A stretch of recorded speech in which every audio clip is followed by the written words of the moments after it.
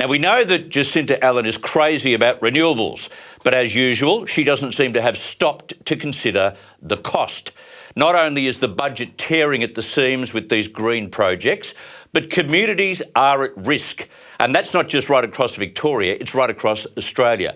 Our next guest has come out swinging against the state government over its plans to construct a renewable battery farm, well, virtually right in her backyard. Host of Nine's Getaway television program, Catriona Rowntree, joins us now from her farm in Little River, a small town on the cusp of the Yangs National Park. These are very cute names, but it's not going to look so cute, Catriona, when you've got a massive battery.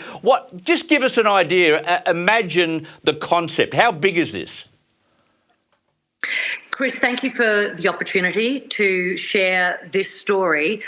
I believe I'm on the side of right, and I believe that your grandchildren have every right that if they were to come here to the Yangs Regional Park, that they would get to climb Flinders Peak, they would get to look out on what is currently magnificent green fields. This is prime agricultural land. But we received a letter from our neighbour.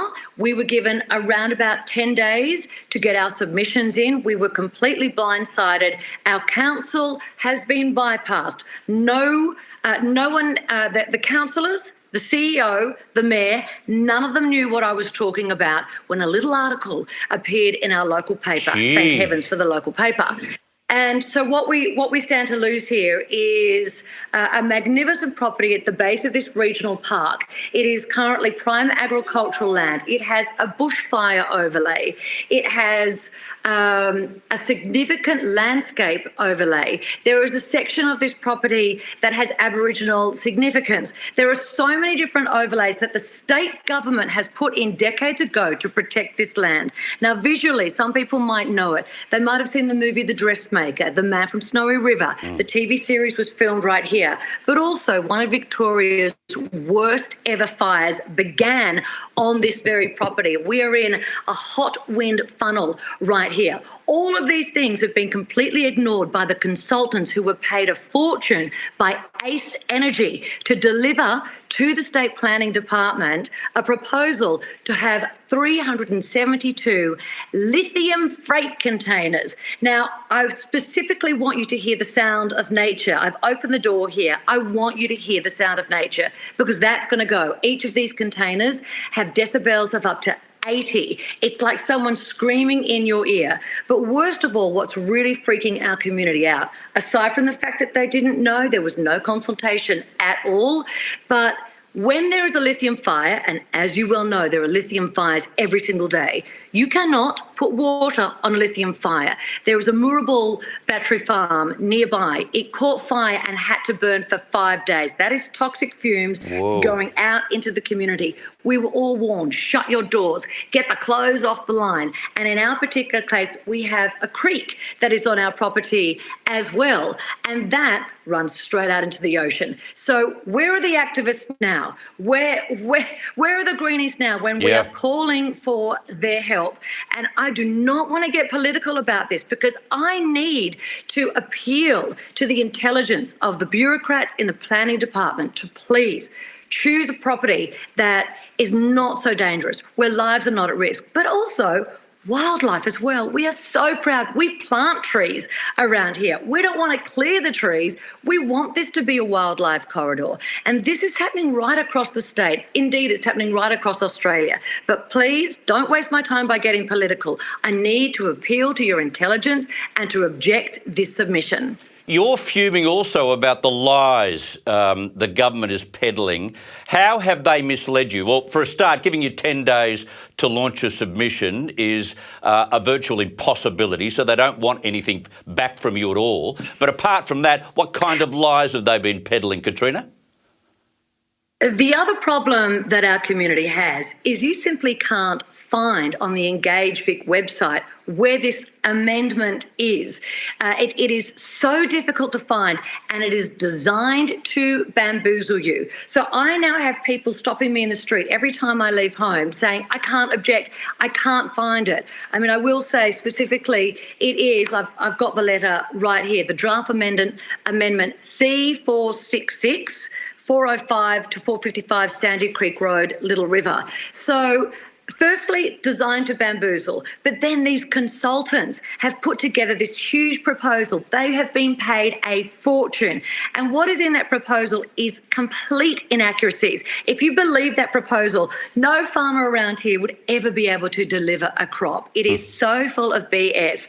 Also, on top of that, they have never even spoken to our local CFA members. Here is a bookload of all the different fires dating back to 1943 that have started in this very region. That is why we're ticked off about the danger that is not mentioned. We have an airstrip right at the end of this property as well. They haven't mentioned the fact that the amendment will not just cover the section of this property that will have the 372 freight containers full of lithium, but the entire property. So the owner of that property can absolutely run riot. So Catriona, on the subject of deliberate misleading locals and the community, I would have thought if you ignore the fact that your area is so arable, if you ignore the fact that it's had an incredible history of fires, you are doing so deliberately, aren't you?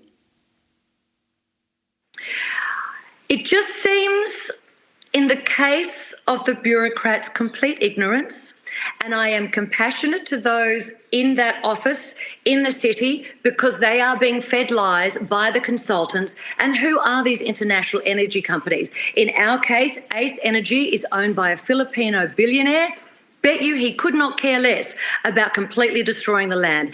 And once you start these projects, there's no regeneration. No. You don't get that green space back again. It is completely demolished. And that is why I have got to fight to the very end to save this space for the grandchildren that I've never met. I want to make sure that every single person that is watching this right now, you have every right to come to this regional park and enjoy the peace and quiet, enjoy the green space, as do the wildlife that call this area home as well. It's a 24/7 project. Do you think anyone in the Philippines could care less? I don't think so. No. Has this proposal included, safe and effective waste disposal? Because that will be part of the future, the medium-term future of that particular area now, won't it? Well, something they've completely ignored is that just over the fence on our property, firstly, we have abundant crops. So what's that going to do for your food if you've got that infiltrated? But also, we're right next to a creek. It's not even mentioned about the flowing water that's going to run through this place straight out into the ocean and into your drinking water possibly as well. None of that is mentioned. Yeah. Tell me something. Since you've gone public on this, now you've got the advantage, you've got profile, but since you've gone public on that, are you getting in contact, or are people getting in contact with you who are going through exactly the same thing but don't have a voice? Yeah. It's been a lightning rod. It has been phenomenal, the call to action that is spreading right across Australia now, because this is all untested. I mentioned that there's a Filipino billionaire who owns the energy company. Now, he made his money in real estate, and now they're all making their money from these energy companies because there's a race to hit the targets, as you well know, for these untested renewables. My concern genuinely from the heart is once you start the project, there's no getting that land back. There's no getting that green space back. So it is heartfelt for me. But certainly what's happening right across Australia is it seems to be okay to clear these lands for solar farms, wind farms, for lithium battery. And you know what, Chris? I don't like them being called farms because that is an insult to farmers. They are not generating anything. Yeah. That is a complete insult. These are absolute mass destruction sites. No one's winning other than the property owners and the energy companies. And every day, as I peel back the layers, it really just seems to me that this is about people lining their pockets. Because let me tell you, if you have a property and you've got the renewables on your property, it is kickback central. And who pays for that? We pay for that. Yeah. Our rates, they've gone up 60%. Their rates, if you've got renewables on your property, you get the discount. So how is that fair? Yeah, exactly. It's taxpayer money on top of taxpayer money. What's your next step in this campaign, apart from getting as much profile as you can? It seems as if there are so many other communities in similar situations around Australia. There could be strength in numbers here, Catriona. Absolutely, absolutely. So I have to be loud. for me, I am far more comfortable promoting rather than protecting. This is all new for me.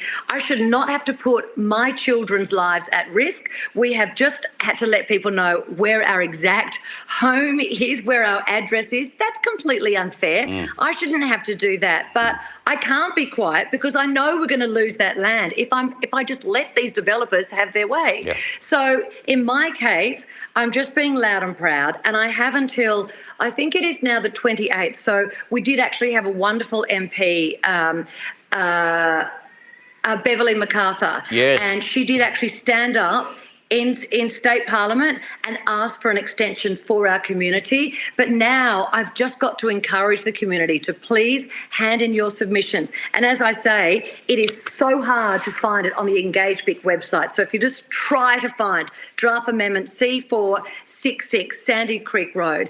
And really for me, I just have to educate people. I have to get out there and let people know the truth of the matter. And as I say, I don't want to get political. I'm not going to win if I get political. I have to appeal to people's intelligence, their sense of reason. And as I say, I've got to appeal to the grandchildren that they've never met. Yeah. I need to make sure that this land stays as green and beautiful and abundant as it currently is. Yeah.